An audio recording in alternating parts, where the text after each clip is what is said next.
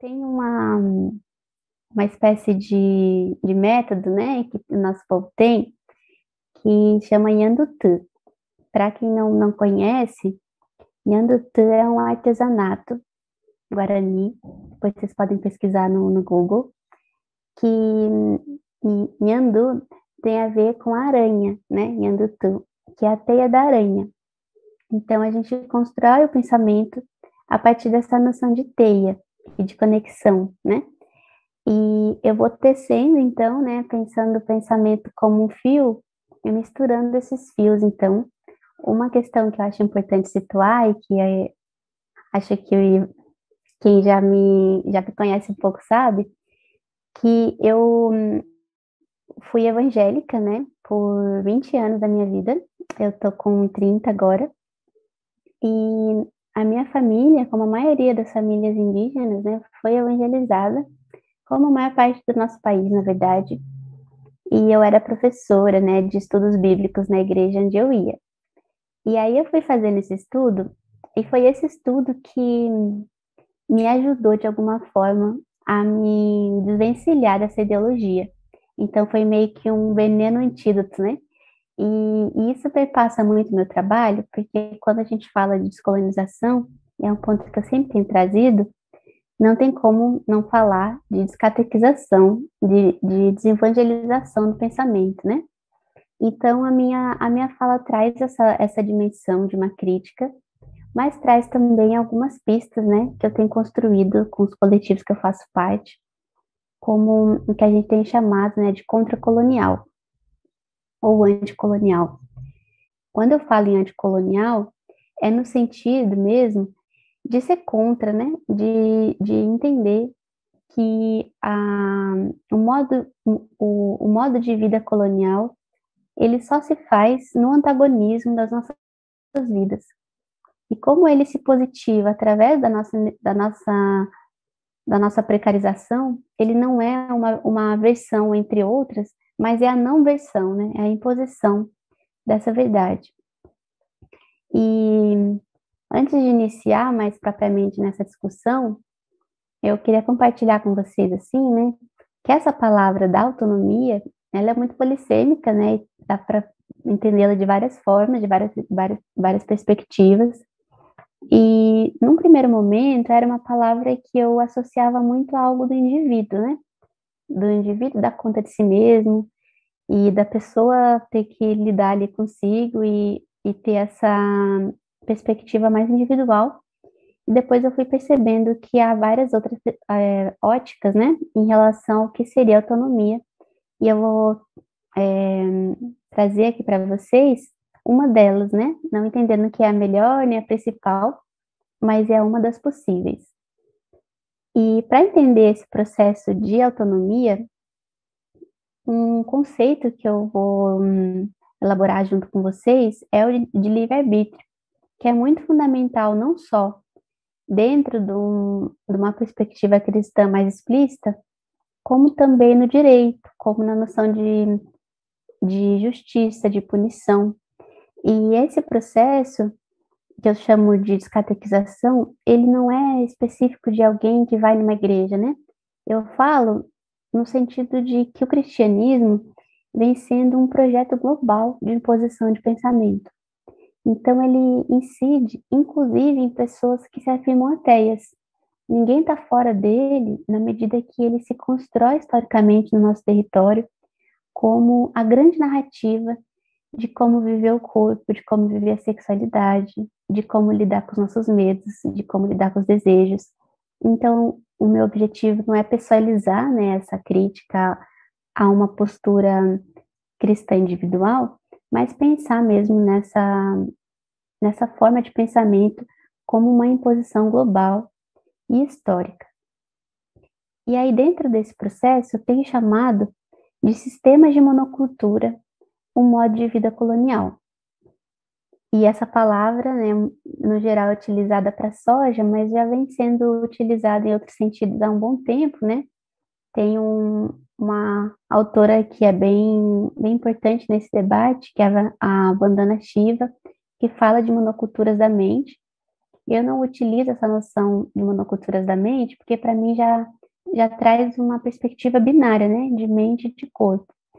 Mas eu utilizo essa noção de sistema de monocultura no sentido de que o sistema colonial impõe um único tipo de sexualidade no monossexismo, um único tipo de afeto na monogamia, um único tipo de espiritualidade no monoteísmo cristão. Então, é um conjunto de monos que, e aqui eu explico por que eu estou falando isso tudo, que todos esses sistemas, eles são feitos para dar resposta pronta. E a resposta pronta, ela é antagônica ao processo da autonomia. Toda vez, né, que a gente tem esse processo de algo que busca dar uma resposta única para todo o planeta, é uma autoestima bem consolidada, né? Isso vai à contramão do processo de autonomia. E no meu povo, eu e o parente Natanael Vilhava, que também é Guarani, a gente tem estruturado um conceito que é de artesania narrativa, que eu utilizo pensando também na questão dos afetos, né, que em outro encontro a gente vai abordar mais, mas é no sentido de que o artesanato, ele tem essa dimensão de que você faz e não é uma feitura massificada, industrial, pronta, né? Ele tem o seu próprio percurso, a própria cor, o seu próprio caminho. E para mim a autonomia passa muito por essa construção da gente conseguir tecer esses fios, né, que eu falei antes da aranha, de uma forma que faça sentido para nossa vida. E aí muitas vezes a gente chega no momento, não sei se vocês também, em que eu até identificava aquilo que eu era contra, aquilo que eu não pactuava. Só que eu parava ali. E aí parecia assim, tá, isso eu não concordo, isso eu não boto fé. E no que eu boto fé então, né? Essa pergunta é uma pergunta muito importante nesse caminho, a meu ver, de uma construção de autonomia. O que a gente cria depois que a gente desconstrói, né? Ou depois que a gente destrói também pode ser, né? Nem tudo pode ser desconstruído. Acho que algumas coisas a gente tem que mesmo que é derribar e começar de novo, né? Mas o que a gente constrói? Então, é um pouco isso que me motiva, né, nesse caminho. E eu, eu até falei dessas teias, né? E eu tenho dito assim que eu tenho uma certa promiscuidade teórica. Então, vai desde poesia até filme, Nietzsche, vai as falas das anciãs do meu povo. Então, é meio esse apanhado que vai compondo o meu pensamento, né? E aí, inclusive, eu queria mencionar um episódio agora do Bob Esponja, não sei se alguém gosta também, que foi um episódio que me marcou muito. E nesse episódio, basicamente, o que acontece era o seguinte: o Bob Esponja estava brincando com um papelzinho de bala e ele faz uma grande festa com esse papel. Faz esse papel virar pipa, um carro, avião, guarda-chuva, que é a graça, né? Tem várias pessoas da educação aqui, sabem do que eu estou falando, que é essa potência do faz de conta das crianças, né? Aquilo que você inventa, cria, não apesar da realidade, mas com ela, né? Qualquer coisa compõe esse imaginário. E aí o Lula Molusco vê ele brincando com esse papel de bala e tenta comprar esse papel. E aí ele oferece o saxofone, oferece um monte de coisa, e depois, no final, assim, ele já estava oferecendo a própria casa para comprar esse papel. E quando ele compra, ele pega o papel na mão e o papel cai triste, assim, no chão. E eu acho esse episódio muito bom para pensar esse tema de hoje, porque o que o sistema capitalista nos convoca é de que a nossa alegria, a nossa saúde vai estar na compra, no consumo da alegria, né? Como se fosse algo que a gente vai conseguir acessar através de uma relação objetal. E o que esse episódio aponta para mim é a importância do aspecto relacional quando a gente pensa saúde e autonomia. Então, não é possível se pensar no mundo para além ou fora das relações que nos constituem, né? Então, esse papelzinho, né, pensando na nossa vida cotidiana também, às vezes a pessoa pode oferecer uma viagem incrível, um plano maravilhoso, E como o nosso espírito está enfraquecido, está entristecido, aquilo perde o brilho, porque o nosso vínculo com as coisas precisa estar saudável para que a gente consiga ter um envolvimento com essa dimensão. E aqui eu trago uma reflexão que várias lideranças do meu povo e também de, de sábios quilombolas, como o Nego Bispo tem feito, que é a noção de envolvimento como um contraponto do desenvolvimento. Então, enquanto o desenvolvimento seria esse projeto de futuro, e a gente vai falar daqui a pouco sobre essa noção do tempo linear, esse desenvolvimento é o ordem e progresso, né? Aquilo que está sempre em evolução, essa expectativa de crescimento. E esse crescimento, no sistema colonial, ele tende a desenvolver. E aí a gente usa essa palavra no sentido do próprio prefixo, de se afastar, de tirar, né? Então você se afasta, você desenvolve, deixa de se envolver com o seu próprio corpo, com a terra, com os outros vínculos que se tem com o mundo, né? Então, esse exercício de construir um vínculo saudável com o mundo, um envolvimento saudável com o mundo, é parte, né, desse processo que eu tenho chamado, né, de reflorestamento do nosso imaginário. Inclusive, esse é o tema da nossa marcha que vai acontecer, né, agora no mês de setembro, é o tema que foi escolhido, né, no sentido de que o nosso corpo é um território, e se esse território foi e está machucado pela violência colonial, ele precisa ser reflorestado. E aí, nesse processo de reflorestamento, que também, a meu ver, o processo de autonomia faz parte, né? E pensando ainda nesse episódio do Bob Esponja, né? O tema que eu propus para o encontro de hoje foi essa questão da descentralização. E a inveja e a comparação, elas são dois sintomas do contrário, da centralização, em que a gente coloca sobre nós uma régua que não é a nossa, né? Então, essa régua começa muitas vezes a nos provocar sofrimento, seja no sentido da nossa autoestima tá mais frágil do ponto de vista de se perceber como alguém que é interessante, atraente, ou que é uma pessoa, um bom profissional, vai de cada um, né? Mas como que essas réguas da inveja e da comparação são produzidas por essa centralização colonial, em que a beleza, o encanto de alguém só é medido pelo tanto que se aproxima ou que se afasta de nós, né? E isso produz, como eu disse, essa sensação de um gasto de energia constante, né? Em que a gente está sempre às voltas com essa demanda, que é psicossocial também e é engajada por vários sistemas, como o do amor romântico e vários outros, né? Então, ao longo da nossa vida, esse sistema de resposta pronta, ele, de certa forma, nos coloca, em alguns momentos, num lugar de conforto, em que parece que a gente já sabe como a nossa vida vai ser, e a própria ideia de plano de vida, né, de carreira, de família, e tudo isso, aponta um pouco para essa receita, que coisas que você deve fazer para você ir bem nessa vida. E aí, por muitos motivos, esse roteiro não acontece, ou não acontece da forma como a gente esperava, e a gente já não tem mais essa pronta resposta que esse sistema dava. E aí esse momento, né, que em alguns espaços se fala, né, desse vazio existencial, também é um momento que é muito importante, mas também é muito perigoso, no sentido de que se a gente não tem suporte nessa construção de respostas, nessa construção de perguntas, é muito comum que a angústia venha num peso que a gente não consiga carregar. E aí eu penso a palavra opressão, inclusive, como algo no sentido físico mesmo.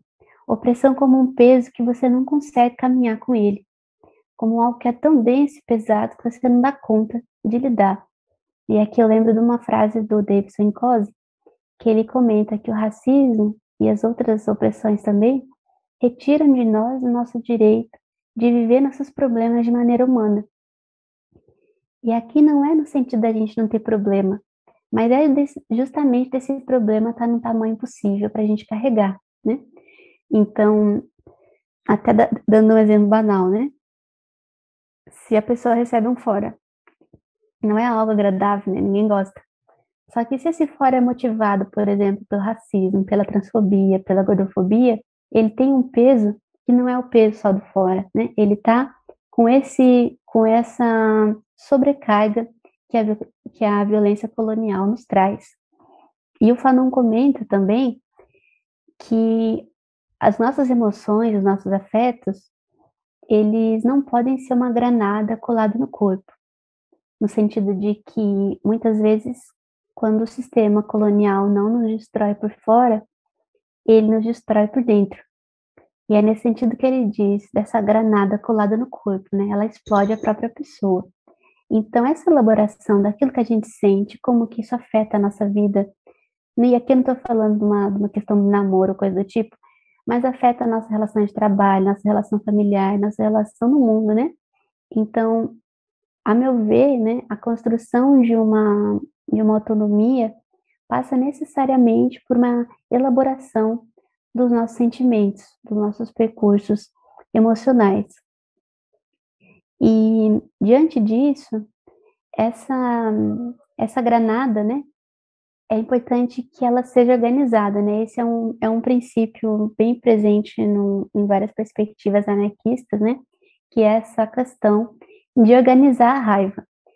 Não no sentido aí de não senti-la, né? Mas de que direção, que caminho que se dá para ela. E esse caminho não é fácil, né? Não é algo que está pronto de novo e que nos desafia o tempo todo, né? E aí, antes de eu voltar para essa questão, eu queria retornar, né, na base do que forma esse sistema de centralização. E o Nietzsche, ele faz um paralelo entre o cristianismo e o platonismo, no sentido de que o cristianismo empresta do platonismo várias noções. Uma delas é a noção de dois mundos. Então, haveria um real e outro ideal, e esses dois mundos estariam em oposição. Um seria o perfeito, o outro seria o imperfeito. E aí a gente pode pensar nesse modo binário de mundo como uma boneca russa, assim, ele vai se espalhando, né? E como um veneno mesmo no nosso território, ele começa a fazer o que o Fanon comenta, né? Que é compartimentar o mundo, naquilo que eu falei, né? De uma divisão. Então, essa ideia de dois mundos, um real e um ideal, ela também orienta a divisão do nosso próprio corpo entre mente e corpo. E esse mente e corpo, então, estaria para o pensamento e para a razão, enquanto o corpo estaria para a sexualidade, para a sujeira, para aquilo que deveria ser punido, controlado e tudo mais. E essa forma de perceber a vida, ela costuma orientar uma ideia de que essa vida aqui é passageira e a vida que importa mesmo é a futura, a que acontece depois dessa. E é o que nos estudos anticoloniais a gente chama de uma negação da vida, um afastamento da vida. E nesse cálculo é muito comum, tem até um trecho para quem não é versado, né, no dialeto, que é o do caminho fácil e do caminho difícil, o caminho largo e o caminho estreito. O caminho fácil seria aquele das pessoas que gozam, e aqui literalmente também, mas que gozam a vida de um jeito prazeroso e que se deixam aproveitar pelo caminho. E o caminho difícil seria aquele do sacrifício, da privação. E aqui é muito utilizado uma percepção que é capturada pelo capitalismo, que é a ideia de investimento. Então, se você se frear, né, dos seus desejos, dos seus sonhos, você vai ter uma recompensa no futuro. E essa recompensa, então, é simbolicamente posta nessa vida futura, mas ela também orienta a própria vida terrena, né, que estaria aqui. E um dos sentimentos que são antagônicos à construção da autonomia é o ressentimento, que eu tenho chamado, né, que é o sentimento de vingança com o tempo. O ressentido, ele busca se vingar daquilo que ele entende que é e ele não gostaria que fosse. A Maria Rita Kel comenta que o ressentimento ele provoca uma ação passiva, no sentido de que não move, né? É nesse sentido de que é um desconforto que não busca se implicar no processo com o qual tem esse incômodo. Então, a culpa como ressentimento são movimentos de internalização. E nesse processo de ressentimento, é muito comum que essas pessoas, né, regradas, homem de palavra, e que segue o caminho reto, que não desvia, né, tem até esse termo da pessoa que é desviada, ele olha, né, essas pessoas olham para aqueles que buscam vivenciar a vida de maneira mais plena, com muito desgosto, com muita raiva, porque essas pessoas, então, seriam um testemunho do seu sacrifício, né? E, diante disso, essa, esse medo do próprio corpo, ele impossibilita ou dificulta a construção da autonomia, porque o próprio corpo se torna um campo de batalha daquilo que você tem que vencer, ganhar e superar. E até me chama a atenção, não sei se na região de vocês também tem essa palavra, né? Quando a pessoa termina o namoro, por exemplo, fala que superou, né? Já superou ou não superou, né? É sempre uma ideia de, de um processo evolutivo que você supera o outro para poder estar bem. E isso conflui com aquilo que eu estava falando, que é esse sistema de monocultura, em que toda afirmação se faz na negativação de outros seres. Então, se a gente pensa a soja, para ela acontecer como acontece, ela precisa do extermínio de outros seres. Então, é uma afirmação da vida que precisa da negativação de outras vidas, né? Esse processo de negar a vida e se afastar dela e punir o corpo, né? Ele impede, como eu ia falando, né? Essa construção da autonomia. E, inclusive, para quem não acompanha muito esse debate, né? Há uma noção no cristianismo que é a de que o corpo seria o templo do Espírito Santo, comprado com o sangue de Deus, comprado com sacrifício. Isso significa, dentro desse sistema, que a própria pessoa não teria direito a si mesma. Então, e é nesse sentido que tatuagem, brinco, corte de cabelo e várias intervenções, inclusive médicas, são proibidas em várias igrejas, porque o corpo não é seu, então você não teria o direito, né, de dispor dele da maneira como você acharia adequado. A própria proibição do aborto também afeta, né, esse processo.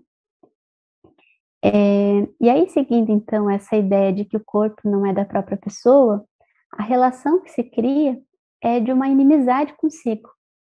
E a culpa, ela é muito fruto desse processo, né? E dentro de várias linhas psicológicas, há até esse lugar, né, que seria de uma autopunição, de uma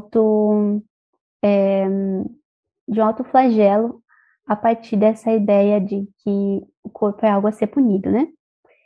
E aí, diante disso, o foco, né, que eu queria trazer hoje para vocês é especificamente em dois desses processos que culminam no que eu nomeei ali no título, né, de centralização e como que também a gente pode pensar em caminhos de descentralizar. Então, a culpa, ela é um movimento, como eu estava falando, de internalização, o Nietzsche chama de má consciência, né, que seria então a ideia de que se você fez algo que você avalia como errado, ou outras pessoas avaliam como errado, você sofrendo bastante, você consegue quitar a sua culpa. Inclusive, às vezes, né, depois que a pessoa chorou um tanto, se sentiu mal de tal forma, ela já está quitei o débito, né, com a culpa. E, inclusive, depois que se quita esse débito, você pode, inclusive, repetir, né, a mesma coisa. E a ideia de penitência é muito nesse sentido, né? O preço que você paga por ter desviado desse caminho, né? E aí essa noção de autopunição, ela vem como algo necessário e justo, porque há uma centralização. Então, se a gente se coloca no lugar de causa e efeito daquilo que nos acontece, então a gente está elegível para ser punido por aquilo. Inclusive, voltando para o direito, né, que eu comentei antes, no, no Código Penal que se tem aqui no Brasil, crianças e bebês não podem ser alvo, né, de nenhum processo criminal, porque eles não teriam consciência das suas ações. Então, não estariam elegíveis, né, para essa punição. Inclusive, o debate sobre redução de maioridade penal apela muito para essa ideia de consciência, né? Então se diz, mas com 16 anos já tem consciência que errou. Enquanto o que a gente traz é de que o ponto não é se tem consciência ou não. De fato, os adolescentes sabem que, por exemplo, o furto é enquadrado como crime, né? Só que o ponto está em que processos levaram, né, a que essa situação acontecesse. E aí, então, vai além, né, desse processo de culpabilização que é sempre individualista. Se você é culpado de algo, e até aparece, né, nos juízos que diz, né, a pessoa é culpado ou é inocente. E essa categoria culpado é a culpa cristã. É preciso situar sempre de qual culpa que a gente está falando, né? Só é possível você ser culpado de algo que você teria consciência de ter feito diferente.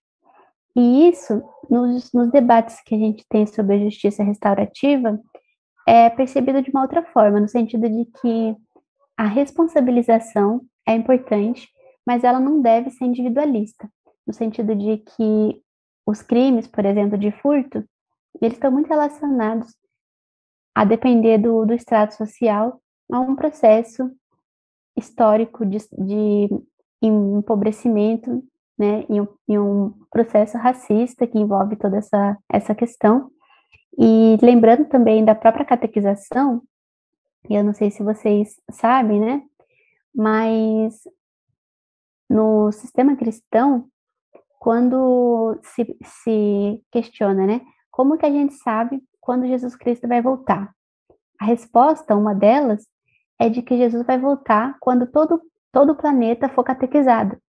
Então, isso é uma grande motivação para as igrejas, inclusive, tentarem acessar nossos parentes indígenas que estão em isolamento voluntário, né, da sociedade não indígena, porque essa ideia, enquanto todo mundo não for evangelizado, Jesus não vai voltar. Então, é uma percepção de mundo que é motivada por essa ideia de que não tem como mandar alguém para o céu e para o inferno se essa pessoa não tiver a consciência da palavra de Deus. Então, para tornar alguém elegível, né, para o inferno ou para o céu, você precisaria ter a consciência dessa palavra e ser, então, evangelizado, né?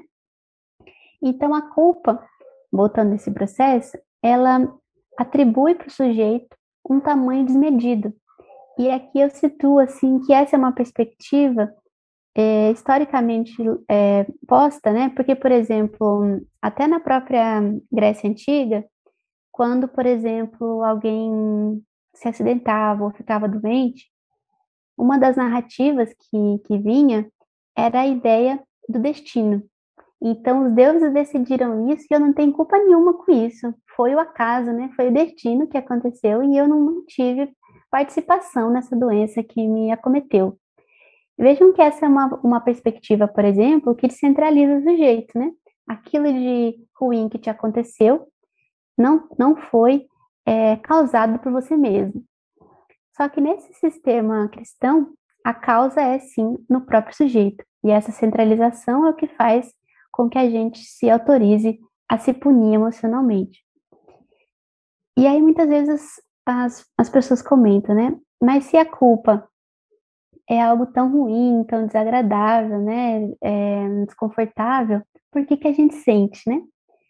E a minha aposta teórica, política, é de que a culpa, ela é gêmea, complementar da meritocracia. E esse é um dos motivos pelos quais a gente tem dificuldade de desapegar dela. Porque desapegar da culpa envolve também o exercício da gente desapegar do mérito. Assim como a culpa, a meritocracia ela precisa de uma centralização. Então, Não tem como a pessoa festejar um mérito pessoal se ela acionar um coletivo, né? Então, assim, esse coletivo inteiro aqui tem mérito na minha vitória, perde o brilho dessa meritocracia colonial, que é muito referendada em uma população de elite, branca, cis hétero, né? Então, o mérito precisa ser individual para ter essa graça que ele promete. Então, tanto a culpa quanto o mérito são faces diferentes da mesma centralização. E é nesse sentido que eu tenho pensado que na construção da nossa autonomia, é importante que a gente consiga fazer duplamente esses movimentos, tanto de elaborar a culpa, quanto de elaborar o mérito.